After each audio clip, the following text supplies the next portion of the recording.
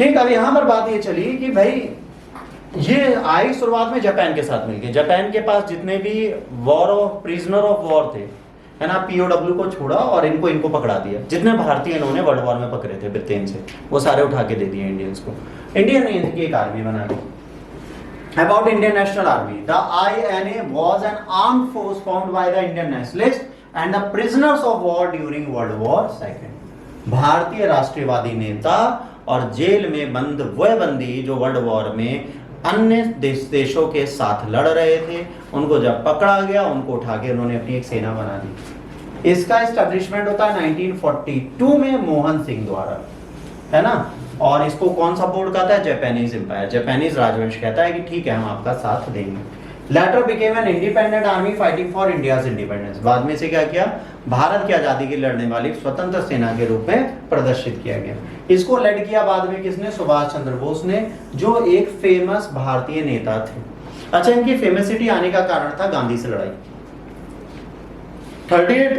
39 अगर ना आता तो सुभाष चंद्र बोस फेमस नहीं थे। देखो हमारे देश पे एक खास बात है, एक फेमस लीडर से आप लड़ाई कर लो, वैसे आपको फेमस होना है, धोनी जाके एक लपड़ मारो नहीं, मजाक नहीं कर रहा, इस आईपीएल में तुम उसे एक लपड़ मार दो, पूरा देश तुम्हें जान जाएगा अगले तो उसके बाद तुम अपनी इंस्टा रील बनाने लगो, पूरी दुनिया में पॉपुलर हो जाओ।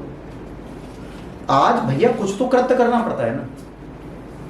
विराट कोहली के पास जाओ, कोहली अथू, बस देखो अगले दिन फेमस, बस जिंदा रह जाओ, कंडीशन। अब देखो हिस्ट्री ऑफ, अब ये याद रखना, ये बड़ा इंपॉर्टेंट पेज है, ये आपको पूरा आईएनए कैसे एस्टेब्लिश हुआ, क्या हुआ उसके बारे में बता देगा। ठीक है, 45,000 सोल्जर्स थे जिन्हें प्रिजनर ऑफ वॉर बोलते हैं। इनको एक साथ लाया गया फेरर पार्क में 17 फरवरी 1942 को, है ना। जब 2 दिन बाद जब सिंगापुर गिर गया, मतलब सिंगापुर हार गया, किसके पास आ गया? जापान के पास। British gave it to Japan is there. अब ब्रिटिशर्स ने किसको छोड़ दिया? सिंगापुर। सिंगापुर हार गए। अच्छा, सिंगापुर में कौन लड़ रहा था? ब्रिटिश सेना की तरफ से भारतीय सैनिकों को ब्रिटिश भारतीय सैनिक लड़ रहे थे, तो उन सबको बंदी बना लिया जापानीज ने। और अंग्रेजों ने कहा सिंगापुर अब तुम्हारा, ले जाओ सिंगापुर। सिंगापुर दे दिया। जापानीज ग्रीटेड देम, है ना, to their acknowledgement and promise to assist for the independence of India. इनको इन्होंने ग्रीट किया जो प्रिजनर ऑफ वॉर थे, भारतीय थे, और कहा कि हम तुम्हें मदद देंगे तुम्हारे देश को स्वतंत्र कराने के लिए। Mohan Singh and applied of the India to organise the army of free India, है ना, a captain in 114th Punjab regiment in the British army. Nearly 20,000 man quickly join the army. ये मोहन सिंह थे जो कहां से थे? कैप्टन थे 1/14वीं रेजिमेंट थी पंजाब की ब्रिटिश आर्मी में, उससे कैप्टन की पोजीशन पे इन्होंने कहा कि इंडियन नेशनल आर्मी में बना रहा हूं, और बहुत जल्दी उसमें कितने हजार लोग जुड़ गए? 20,000 लोग। Earlier, a number of Indian nationalists organized East Asia was forced by the Japanese military administration, है ना, to join anti-British alliance। बाद में इसको कहा गया कि एंटी ब्रिटिश अलायंस के साथ आप जुड़ जाइए, मतलब जापानीज आर्मी के साथ आप युद्ध करने जाइए ब्रिटेन के खिलाफ। ये बात की बात है, हुआ। इस पे मूवीज भी बनी है। This Indian nationalist organization was later founded in Singapore by the Indian Independence League. It also take care of the well-being of the Indian population in the East Asia। अभी आर्मी जब बनी Singapore में, तो जो east Asia के साथ Indians रहते थे उनकी भी टेक केयर करने का काम इसी के हाथ में था। Japanese recommended in early March 1942 that INA should become the Indian Independence League। इन्होंने कहा जो इंडियन नेशनल आर्मी है इसको क्या बना दे? आजाद हिंद फौज, है ना। Military armed and the movement should be commanded by the रास बिहारी बोस। इन्होंने कहा इसके मूवमेंट को कौन टैकल करेगा? रास Bihari Bose, an Indian revolutionary who escaped, है ना, टू जापान प्रीवियसली। अब रास बिहारी बोस पहले आए थे, किससे? कैप्टन मोहन से। अब कौन ले रहा है? रास बिहारी बोस। जून 1942 Bangkok, this officially was revealed. बाद में कहा गया जो आजाद हिंद फौज है वो किसके हाथ में रहेगी? रास बिहारी बोस के संरक्षण में। सुभाष चंद्र बोस ने किससे ली थी आजाद हिंद फौज? आजाद हिंद फौज किसने सौंपी थी? सुभाष चंद्र बोस को। By the end of 1942, however, Indians became more and more aware that the Japanese used and destructed Ras Bihari Bose.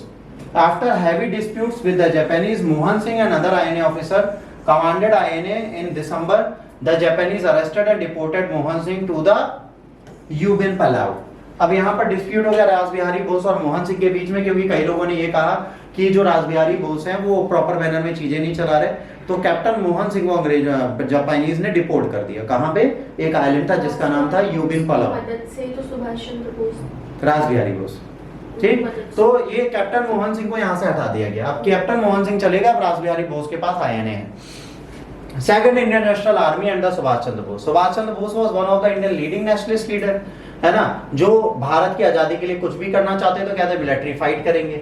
Bengal में पैदा हुए, कलकत्ता में पढ़े, कैम्ब्रिज यूनिवर्सिटी में पढ़े। 1920 में इन्होंने अपनी पब्लिक सर्विस की पोजीशन को मूवमेंट के लिए छोड़ दिया, बस इसी जगह से फेमस होना स्टार्ट हुआ। उसके बाद टोटल फेमसिटी कब आई? धोनी को लपड़ मारने वाले केस में। 1938 में Bose became the president of Indian National Congress and the popular leader who was imprisoned by the British numerous times. However, the next year he resigned due to the political disputes with Gandhi. बस यहीं से Bose famous हुए।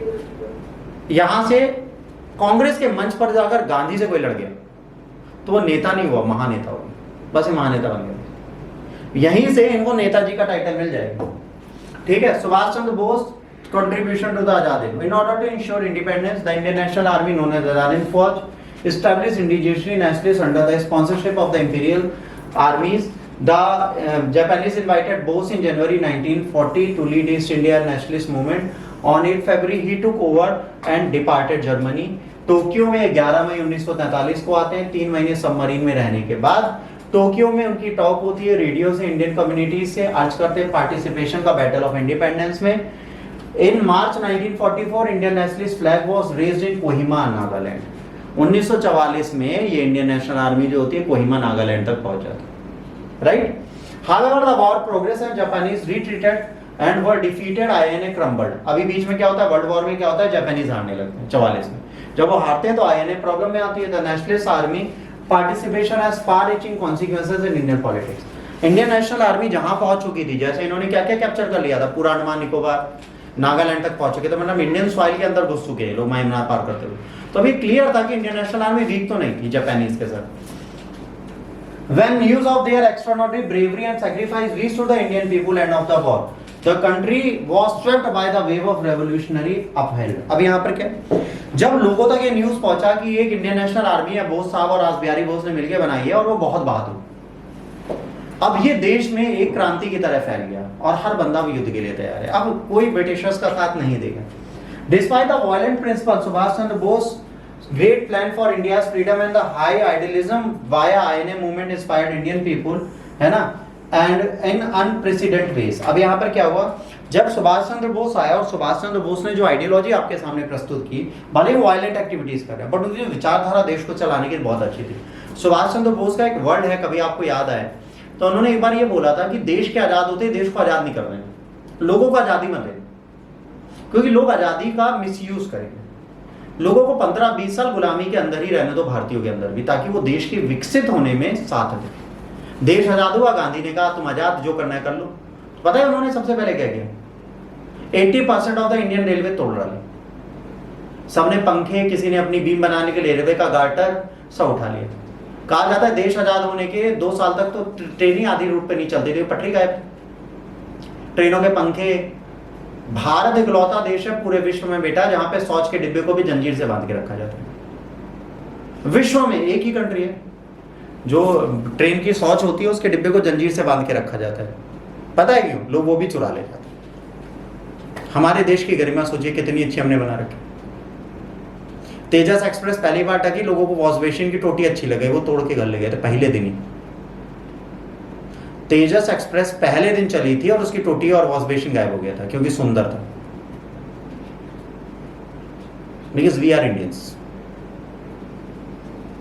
तो वही एक problem है हमारे साथ। आईएनए, ब्रिगेडियर्स, रेजिमेंट और regiments were named by Gandhi, Nehru, Maulana Azad और नेताजी सुभाष चंद्र बोस। इनके जो ब्रिगेड्स या रेजिमेंट्स थे उनमें एक का गांधी नाम, एक नेहरू, एक का आजाद और एक का नेताजी सुभाष चंद्र बोस था। फिर Lakshmibai was also the name of all India women army. जो ऑल वुमेन आर्मी थी उसका नाम लक्ष्मीबाई के नाम पे रखा गया। ठीक है। Subhas Chandra Bose brilliance as a military leader organiser was shown by INA. INA को ऑर्गेनाइज करने का काम सुभाष चंद्र बोस ने किया। One of the INA brigades accompanied by the Japanese army all the way to India's border. Japanese army के साथ इन्हीं की एक ब्रिगेड गई थी जो इंडियन बॉर्डर्स तक पहुंच चुकी थी। इंडियन नेशनल आर्मी में वुमेन रेजिमेंट कौन सी थी बताओ? महिला की रेजिमेंट किसने बनाई? ऊपर ना देखो, मेरी तरफ देखो, मैं भी अच्छा लग रहा हूँ, बता। उधर मत देखो, उधर बहुत कुछ लिखा है, हमें देखो, उधर तो लिखा है हमें पता है। चलो। Dr. Lakshmi was among the crowds of the Bose demonstration 9 July. She responded quickly on his call for the formation of women regiment. जैसे women regiment की बात हुई, डॉक्टर लक्ष्मी सबसे पहले आए। She went around to a lot of household persuading the ladies to join INA. सबसे पहले doctor Lakshmi आया, वो हर एक घर में गई सिंगापुर के आसपास, जितने नॉर्थ ईस्ट एशियन कंट्रीज थी वहां गई, घर घर गई कि आप भी इंडियन नेशनल आर्मी में जुड़िए।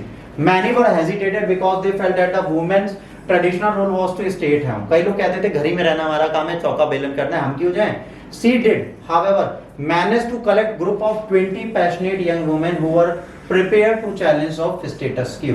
अब इन्होंने जो प्राचीन काल से बनी चीजें उनको बदलने की तैयारी की और 20 महिलाओं के साथ पहली रेजिमेंट तैयार हुई। The girls presented Bose with the guard of honor, ठीक है, बोस ने गार्ड ऑफ ऑनर दी। He was also delighted that asked Dr. Lakshmi to be the women's regiment commander।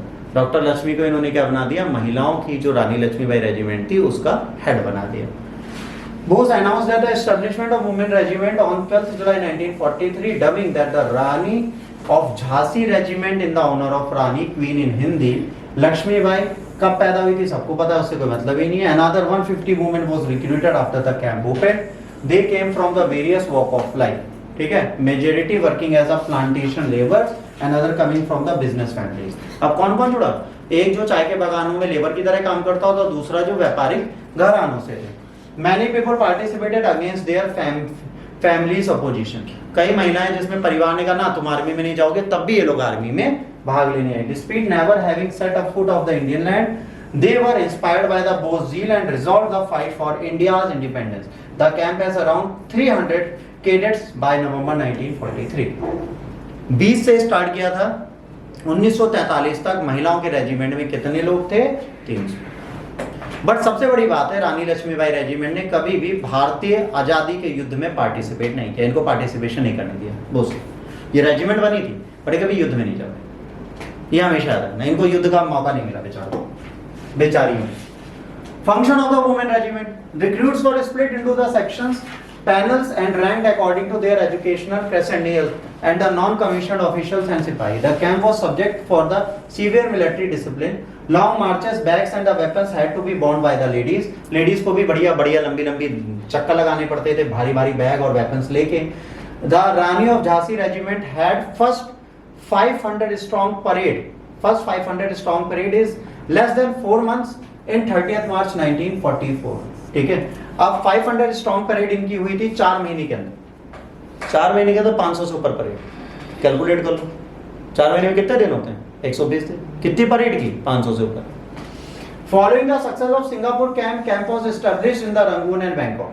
जब ये क्या हुआ, सिंगापुर कैंप सक्सेसफुल हुआ तो वुमेन के कैंप कहाँ लगाए गए? रंगून और बैंकॉक में। In Burma women received advance jungle warfare training. जब बर्मा में महिलाओं को रिक्रूट किया गया, उन्हें क्या किया? जंगल की ट्रेनिंग दी गई, क्योंकि भाई बर्मा जो म्यांमार है ना, वहां पर क्या था, वहां पे जंगल थे काफी, तो वहां पे इनको प्रॉपर ट्रेनिंग उसकी भी दी गई, ठीक है, ताकि इंडिया बर्मा फ्रंट पे लड़ पाए। Function of the women in the regiment was not limited to combat mission. Doctor Lakshmi choose about 50 candidate to be trained as nurses. इनका सिर्फ काम युद्ध करना नहीं था, इनको मेडिकल एड भी देनी थी, तो जिनके रेजिमेंट के 50 लोग थे उन्हें डॉक्टर लक्ष्मी ने क्या किया? नर्स की तरह चूज किया। The ladies organize fund raising events to aid the war efforts. और इनका काम क्या था? लोगों से पैसे कलेक्ट करना, चंदा लेने के लिए रेजिमेंट जाता तो पैसा लाता था ताकि आर्मी हमारी काम कर। इंडियन नेशनल आर्मी मार्च टूवर्ड्स दिल्ली। अब इन्होंने दिल्ली चलो नारा के साथ चले, जिस गाने को सबने सुना है ना, आप अकेला चल वो कोई गाना है ना, एक बार चल वो एकला चलो, गाना है ना नेताजी सुभाष चंद्र बोस के, तो एकला चलो ऐसे कुछ है। बंगाली में I don't know Bengali, then I am very sorry, but अगर एकला चलो याद आ जाए तो याद रख लेना। तो Subhas Chandra Bose believe that INA was ready to liberate India, ठीक है, तो इन्होंने कहा कि हम बर्मा से होते हुए नॉर्थ ईस्ट इंडिया पहुंचेंगे। प्रोविजनल गवर्नमेंट आजाद हिंद और आईएनए बिगेन डिप्लॉइंग, है ना, तो द बर्मा। अब बर्मा के लिए कभी निकल गए जनवरी 1944। In the March INA and the Japanese successfully conducted a 2 military campaign capturing Imphal and Arakan. Japanese साथ दे रहे हैं तो कहां गए, इम्फाल और अराकान को इन्होंने कैप्चर कर दिया। However the Japanese decided to take Kohima, a key location along the Indian hilling border with Burma. The INA and Japanese on the other hand took the longer than planned to seize it. अब इनको कोहिमा को लेना था, जितना समय सोच रहे थे उससे ज्यादा ब्रिटिशर्स इन अपोजिशन में। तो एक प्रॉब्लम यहाँ पे भी आई। अच्छा, यह प्रॉब्लम क्या थी? वेपन्स की कमी थी, एम्यूनेशन की कमी थी। भारतीय आजाद हिंद फौज जो थी उसके पास एम्यूनेशन कम था और जापानीज भी मदद नहीं कर सकते, क्योंकि अगर मदद कर जाती थी तो मदद नहीं मिलती थी। इसके बाद INA Japanese who has run out the supply by the May were forced to retire as the monsoon came. अब क्या हुआ, जापानीज और इनको क्या हुआ, सप्लाईज नहीं मिल पा रही थी, मॉनसून आ गया तो, और उसके बाद वॉर टाइड अब क्या हुआ, किसकी तरफ शिफ्ट हो गया, मित्रों की तरफ, मित्र राष्ट्रों की तरफ, एलाइड पावर्स की तरफ। फिर जापानीज ने 15 अगस्त 1945 को है ना सरेंडर कर दिया। Bose remained unfazed despite the loss of the ally. Ally के हारने के बाद भी बोस नहीं पकड़े गए। He went straight to the Soviet Union for help. अब ये कहाँ चले गए, यूएसएसआर चले गए मदद मांगने। ये बंदा नहीं रुका, ठीक है। Bose quickly applied for the help from the Soviet Union with the loss of the Japanese alliance. On 18 August 1945, however, his plane collapsed. Meanwhile, on the way to the Soviet Union through Taiwan, Taiwan से होते हुए जब जा रहे थे रास्ते में इनका प्लेन कहीं गिर गया और वेरियस सोर्स कहते हैं कि इनको क्रैश में नहीं मारा गया, ये सोवियत यूनियन सेफली पहुंच गए और वहीं से अपनी चीजों को चलाते हैं। बट ये भी अभी इतिहास के पन्नों में बिल्कुल अलग तरीके से दर्ज है। इसके बारे में आज तक हमारे पास कोई भी दस्तावेज मौजूद नहीं है जिससे हमको ये पता चले कि सच में अंग्रेजों ने कोई काम किया, अंग्रेज इनको नहीं पकड़ पाए, या बोस जिंदा है या मर गए। आज भी कई जगह बोस बाबा के नाम पर कहानियां चलती हैं। बट एक सिंपल सी चीज समझिए, बोस को पैदा हुए भी आज 100 साल से ऊपर हो चुके होंगे, तो आज वो जीवित तो नहीं हो सकते। तो एक मिथ है, इसको दिमाग में जिसको रखना है रखें, मैं इसको एक्सेप्ट नहीं मानता। Following the world war second, British है ना apprehended around 23,000 INA soldiers and charged them with the treason, मतलब देशद्रोह के साथ इन 23,000 लोगों को पकड़ा गया। नवंबर 1945 INA trials began in Radford. First 3 senior INA officers SN Khan, PK Sehgal and GS Dhillon, इनको इंडिया इंडिपेंडेंस का सिंबल बना के भारतीयों ने दिखाना स्टार्ट कर दिया। इन तीनों ने देश में दोबारा आग लगा दी। जब ये 3 बड़े रैंक ऑफिसर पकड़े गए, तीनों का नाम हमेशा याद रखना, ठीक है, खान साहब, सहगल साहब और ढिल्लन साहब। इन 3 नामों ने बेटा देश में दोबारा क्रांति जागृत कर दी, ठीक है। Protest however the trial erupted, the Royal Indian Navy and the Royal Indian Air Force mutinied. इन दोनों ने म्यूटनी कर दी। किसने? रॉयल इंडियन नेवी ने और रॉयल इंडियन एयर फोर्स ने भी फरवरी और मार्च में विरोध कर दिया सरकार का। ब्रिटिश की जो मोस्ट डिसिप्लिन्ड आर्मी होती है, नेवी और एयर फोर्स, उन्होंने भी रिवोल्ट कर दिया ब्रिटिशर्स के खिलाफ। By the time the end of the British authority, India has became evident, and on 15 August 1947 India से कॉलोनियल रूल को हटाने का फैसला लिया। ठीक, अब समझिए ये जो ट्रायल इनका चल रहा था, कहा जाता है इस ट्रायल में मौलाना आजाद, जवाहरलाल नेहरू जैसे नेताओं ने, सरदार पटेल जैसे नेताओं ने इनका पक्ष रखने के लिए वकालत पुनः प्रारंभ कर दी। जिन बंदों ने राजनीति में वकालत छोड़ दी थी बच्चों, वो वापस वकालत में आए सिर्फ इन लोगों का केस लड़ने के लिए। तो सोचिए आईएनए का महत्व कितना था। और आईएनए ही है जिसमें सुभाष चंद्र बोस जी को महात्मा गांधी ने नेताजी की उपाधि दी थी, और राष्ट्रपिता की उपाधि ऑल इंडिया रेडियो पे जब पहली स्पीच सुभाष चंद्र बोस की आई थी, तब उन्होंने महात्मा गांधी को राष्ट्रपिता बोला था, father of nation. Netaji title was given by Mahatma Gandhi to Subhash Chandra Bose, right, and Subhash Chandra Bose has given him the title of Rashtrapita. तो ये अगर कभी पूछा जाए तो आपको याद रखना पड़ेगा। आजाद हिंद फौज के ये 3 मेजर ऑपरेशन थे जो आपको याद रखने, एक अराकान था, एक इम्फाल कोहिमा था, एक बर्मा कैंपेन था। बस ईयर याद कर लो, बाकी उसमें क्या हुआ पूछा नहीं जाता। ये 3 इवेंट आपको याद रखने। पहला क्या था? अराकान कैंपेन, जिसमें ये मेजर ऑपरेशन था, ठीक है, और इसके बाद इम्फाल कोहिमा था, ठीक है, इसमें बहुत कुछ हुआ था, आईएनए को बहुत ज्यादा कैजुअलिटीज हुई थी। उसके बाद बर्मा कैंपेन था, ये पूरी तरह सक्सेसफुल हो नहीं पाया, ठीक, यहाँ पर ये हार गए थे पूरी तरह, ठीक, यहाँ पर लॉसेस हुए, ये जीते पर ये पूरी तरह हार गए और सारे बंदी बना लिए। क्योंकि इस समय क्या हो रहा है, इस समय जापान सरेंडर कर रहा है, इस समय जापान फॉल कर रहा है, और इस समय जापान पीक पर है। तो ये तीनों युद्ध जापान के साथ जोड़ दो, जैसे 45 आएगा वैसे जापान हार जाएगा, और जापान हारा हिरोशिमा नागासाकी में बम कब गिरे थे?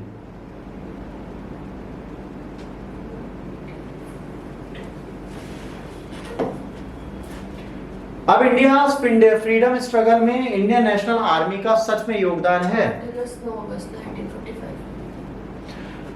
Indian National Army was a group of the variety of the objective. Its purpose was to bolster and fill out the Japanese claims of establishing the Greater Asia Co-Prosperity Zone. अब Indian National army का group था जिसने कहा कि Asia में great prosperity आ सकती है Japan के साथ मिलकर, जितना साउथ ईस्ट एशिया उसको हम डेवलप कर सकते हैं। And also formed a prompt to develop armed Indian nationalism. INA ने ये किया कि एक सशस्त्र विद्रोह करेगा अंग्रेजों के खिलाफ देश को आजाद कराने के लिए। INA was created to weaken the British Indian Army, which was the backbone of the British imperial power in Far East. अब इंडियन नेशनल आर्मी जब बनी तो इसने क्या किया? ब्रिटिश इंडियन आर्मी को कमजोर कर दिया, क्योंकि उसी के लोग किसमें जुड़े? आईएनए में।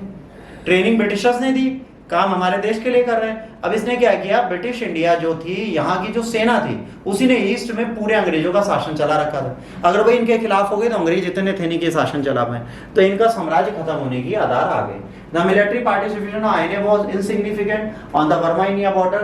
The army fought one significant battle, the Battle of Imphal Kohina, है ना, but was beaten passively. अब सिंपल सी चीज है, इन्होंने युद्ध तो किए पर कोई भी ये तो प्रॉपर मैनर में जीते नहीं। अगर आप देखोगे इन्होंने युद्ध जीते तो युद्ध जीतने का कोई योगदान इन्होंने नहीं दिया। Its contribution to the cause of Indian nationalism on the other hand, है ना, वाज फार फ्रॉम इनसिग्निफिकेंट। अब अगर आप कहो कि इंडियन नेशनलिज्म में इनका रियल रोल क्या था, तो इनका कंट्रीब्यूशन बहुत नहीं है भारत के सॉइल पे। बस भारत के सॉइल पे राष्ट्रभक्ति और देशभक्ति जगाने का योगदान इन्होंने बहुत ज्यादा दिया है। The British colonial administration plan to try the remaining member of INA for the treason. अब इन्होंने कोशिश क्या की? कॉलोनियल एडमिनिस्ट्रेशन था, इन्होंने कहा जब ये सब पकड़े जाएंगे देशद्रोही घोषित कर दो। सुभाष चंद्र बोस मर गए पर वो भारत के लिए देशद्रोही रहे और अंग्रेज उनको ढूंढते ही रहे। वो बात अलग है, अंग्रेज ढूंढ नहीं पाए, बट कोशिश तो की ना, इनको देशद्रोही बना दिया ना। ठीक है, अब ट्रायल चला, उन सबके बारे में हमने बात कर ही ली है। नेवी गई, सब कुछ गया, तो ये सबको इग्नोर करते हैं, इससे मतलब है नहीं। अब वीकनेस क्या थी इंडियन नेशनल आर्मी की? स्ट्रक्चरली वीक थे। ठीक है, पहले स्किल्ड ऑफिसर्स नहीं थे, सबसे बड़ी प्रॉब्लम थी। अब इंडियनाइजेशन इंडियन आर्मी का ऑफिशियल क्रॉप जो थे वो बहुत ज्यादा अच्छे थे नहीं उसमें। ठीक है, वाइसराय कमीशन ऑफिसर्स जो थे, है ना, वो उनका फेज जो था वो बाहर निकल गए थे 1943 में। ट्रेनिंग कोर्स जो था पोस्ट वॉर वो बहुत अच्छा था नहीं। जंगल में नेवी आर्मी, है ना, जंगल बुक वर नॉट यूज्ड। अब यहाँ पर क्या है, इनको पता ही नहीं था कि भाई आर्मी को जंगल में कैसे काम करना है। आर्मी की ट्रेनिंग जो हुई थी वो इस जगह हुई नहीं कभी, तो ये आर्मी अनट्रेन्ड थी, सबसे बड़ी प्रॉब्लम थी। अब जो इनका डॉक्ट्राइन था वो बहुत खराब था। इसके बाद over एब्यूडेंस of the focus of the politics rather than simply military training. अब यहाँ पे राजनीति ज्यादा थी, भाई नेता थे। नेता अगर आर्मी में घुस जाए तो युद्ध से ज्यादा नारे चलेंगे, वही यहाँ पे भी हो रहा था। राजनीति थी, जोश तो भर दिया कि चलो लड़ते हैं, एक है बंदूक है, 3 लोग घूम रहे हैं। फिर पहुंच गया जोश में, कहे बंदूक का है, तो बंदूक है ही नहीं। अब कहे भाई तुम पहले मरो फिर हम बंदूक उठाएं तुम्हारी। वर्ल्ड वॉर के टाइम पे ये कहा जाता है आर्म एंड एम्यूनेशन की जापान में और ब्रिटेन में इतनी कमी थी कि इंडियन सोल्जर्स को आगे चलाते थे मरने के लिए। जापान भी ये करता था, एक बंदूक पकड़ाते थे, पीछे 2 निहत्थे चलते थे और कहते थे हम क्या करेंगे? कह रहे जब ये मरेगा तो दूसरे नंबर वाला बंदूक उठाए, दूसरे नंबर वाला उठेगा तो तीसरे वाला बंदूक उठा के लड़ेगा, जब तुम तीनों मर जाओगे तब हम आएंगे। तो इंडियंस को कायदे से पॉलिटिकली इतना बेटा अभी सबर कर लीजिए, क्लास के बाद आपसे भी बात करेंगे। पॉलिटिकली इतना ब्रेन वॉश किया जाता था कि वो प्रॉपरली युद्ध की स्ट्रेटजीज को समझे बिना भी युद्ध करने जा सकते थे। देशभक्ति का जज्बा जो था वो कहीं ना कहीं बहुत अच्छा था, है ना। Singh was fired in December 1942 due to the disagreement between him and the Japanese about the INA planned size and particular purpose. अब मोहन सिंह को क्यों हटाया गया था? क्योंकि इन्होंने आईएनए के प्लान और मिलिट्री जापानीज आर्मी के जो पर्पस थे और उनके साइज के बारे में डिसएग्रीमेंट दिखाया था कि भाई मैं नहीं मानता ये सब चीजें। इन्होंने कहा तुम निकल जाओ यहाँ से। जो बंदा रियल में आर्मी में था उसको आपने भगा दिया। INA battalions were under arm and under equipped. अब देखो वही आ गया ना हमारे पास हथियार थे ना हमारे पास इक्विपमेंट्स थे, तो हम युद्ध कैसे करेंगे, है ना। Their attacks frequently failed because they lack of the requisite fire discipline और ran out of the ammunition. भाई इनके पास जब शस्त्र अस्त्र ही नहीं है तो लड़ाई कैसे करेंगे? युद्ध के मैदान पे बिना बंदूक के जाना भी नहीं चाहिए। बट ये जाते रहे बेचारे, क्या करें, इनके पास ऑप्शन ही नहीं। अब नेशनल आर्मी को अगर वन लाइन में याद करना है तो ये सारे पॉइंट्स आपके लिए, इनको पढ़ लीजिए, आपका काम हो जाएगा। पढ़ो जल्दी जल्दी, ये हम नहीं पढ़ेंगे, जब तक अपना घुटना सीधा कर लें।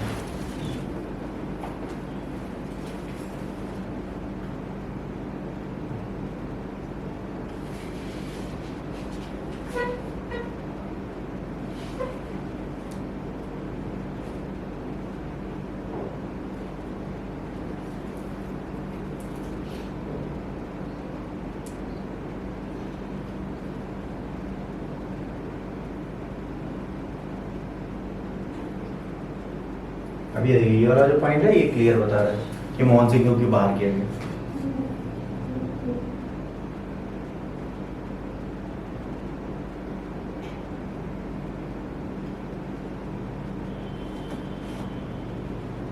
सेकंड फेज यहाँ से स्टार्ट होता है, सुभाष चंद्र बोस आते हैं,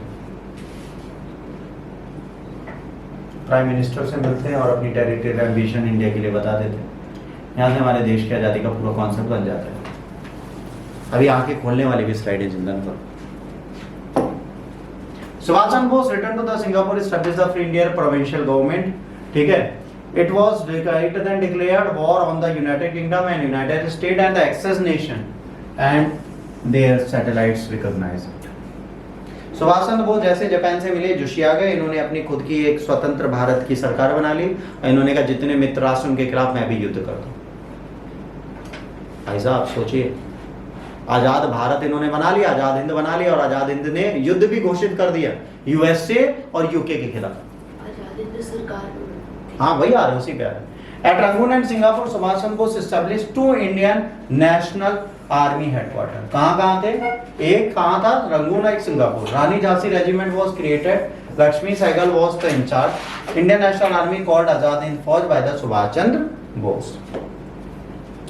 अब आते हैं फिर से डिमांड ऑफ पाकिस्तान। 1942 जिन्ना ने क्रिप्स मिशन को जब हटा दिया, इसके बाद प्रिंसली स्टेट्स सब आए, उन सब ने कहा कि अपना खुद का कॉन्स्टिट्यूशन बनाइए।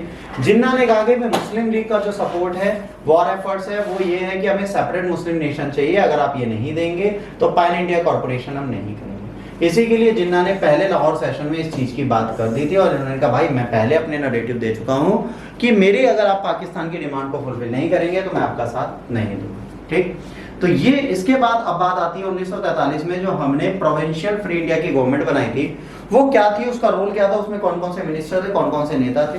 ठीक है, तो इस स्लाइड के बारे में आपको बिल्कुल पता होना चाहिए। Provincial government of free India also known as Azad Hind, ये एस्टैब्लिश सुभाष चंद्र बोस ने कब की? 21 मई 1943 को सिंगापुर में। The government was supported by the axis power including Japan, Nazi Germany and the Italian social republic. ये तीन चीजें याद रखना है, तीन लोगों ने आजाद हिंद को सपोर्ट किया था। It was recognised by the 9 world power including Germany, Italy, Japan and Myanmar. 9 देश की शक्तियों ने इनको एक्सेप्टेंस दी थी कि आपकी स्वतंत्र सेना और आपकी स्वतंत्र सरकार होगी। Government declared war against Britain and United states. Bose was the head of the state and held foreign affairs and the war for. अब कहें देश का मुखिया कौन है? सुभाष चंद्र बोस, जिनके पास क्या क्या ताकत है? विदेशी मामले और युद्ध नीतियां। कौन बनाएगा? सुभाष चंद्र बोस।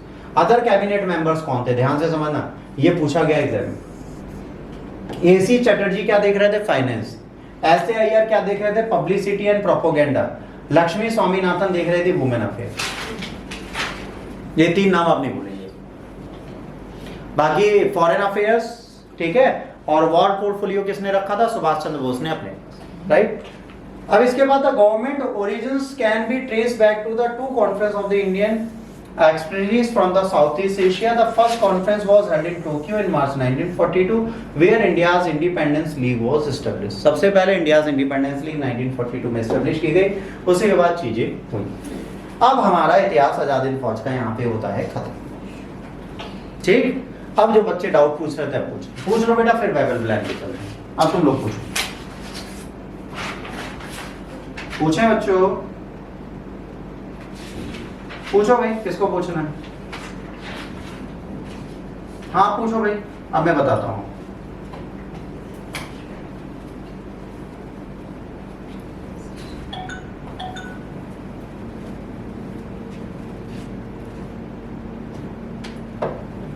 बताइए मैम।